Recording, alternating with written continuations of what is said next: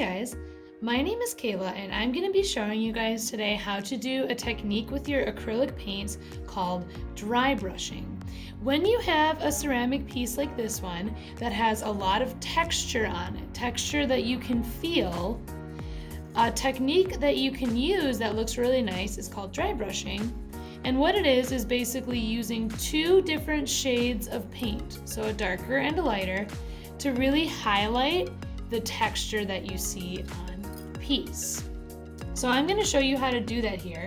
If you have one of our take-home kits, this could look really good on the gnome's beard if you're doing an acrylic gnome. What you're going to do first though is you're going to choose at least two colors that are similar, but one is much darker, one's much lighter. If they look really close, then when you do this technique, it's not going to show much. So you really want like a good jump from one to the next. And you're going to start with your darker color first. On this raccoon, I'm also going to be using a different color to make stripes in the eyes, but I'm going to start by base coating the whole thing a dark purple, where this one was all dark gray first. So I'm taking my big brush and I'm going to kind of scrub the paint into the cracks and the crevices, really making sure that there are no white spots on it. Unlike glaze paints you want to be thick, these you want to be really, really thin. So you want to just make sure you get that paint really pressed into the cracks and crevices.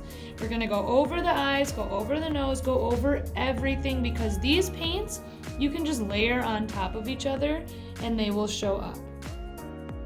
So before we go on to our next step, we want to make sure that this is really dry. A good way to tell if acrylic paint is not dry is if you notice shiny spots, like on the eyebrow and on the arm a little bit.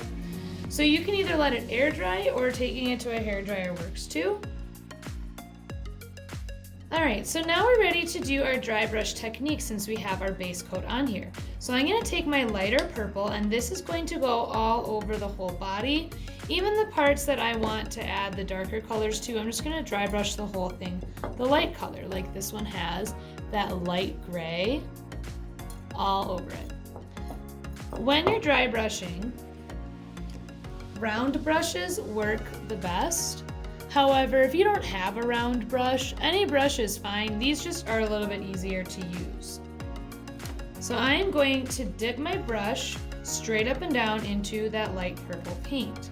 Then what I'm going to do is on a piece of paper or something that you don't mind getting messed up, I'm going to circle the paint off. I keep going and going until it starts to look really see-through. So see how it's really solid here, but then as it gets towards the end, you see through it quite a bit. Now it's good. Always start on a part that you don't care too much about or that would be easy for you to touch up. And look at what direction the texture is going. The texture is going straight up and down, so I'm going to dust this across. And if you don't notice anything changing, dip it again, circle it off, and maybe don't get it quite so light. There we go, much better. So you can see it's starting to lighten up. And I'm going to just go through and do this to my whole entire piece.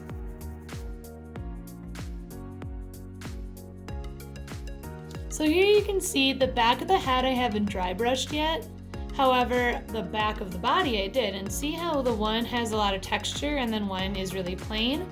So that's what the dry brushing is doing, is we're giving it texture like the back of the body has.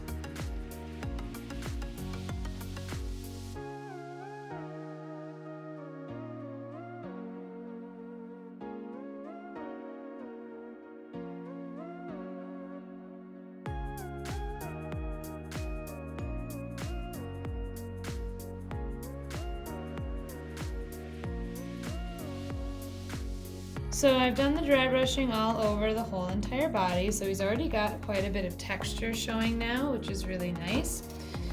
But now I'm going to use another color to just add a little bit extra to it. I'm going to use a different brush, and I'm going to use this really dark blue, almost looks like black, to add some stripes on the tail and the spots in the eye. If you're trying to make a specific shape with dry brushing, you want to use a much smaller dry brush. And again, just keep circling till it's really thin and see-through. And I'm gonna start on the eyes, making that kind of mask shape that raccoons have. Sometimes when I'm making shapes with dry brush, I do it a little bit thicker because I really want that shape to show up. So I'm not leaving as much of the background shown.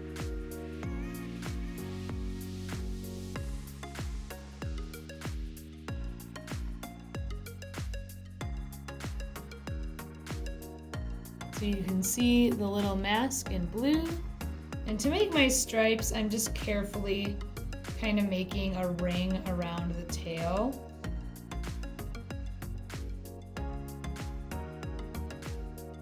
So all that's left now is adding our little details, like our eyes, our nose. If you want to add little claws, you can. We have a really good video on our YouTube already for how to paint eyes, so I'm not going to explain it in this one, but you can find that video on our page. And I'm just going to go add my finishing details. Alright, and she's all finished now, so you can see all of the nice texture on her, and then that goes really nice with the solid details like the nails and the nose and the eyes. Dry brushing is a technique that you can use on a lot of different pieces. You can use it to make different things, different colors. You can use it to make someone's hair look more like hair. You can use it on a lot of different stuff, so it's a really good technique to know.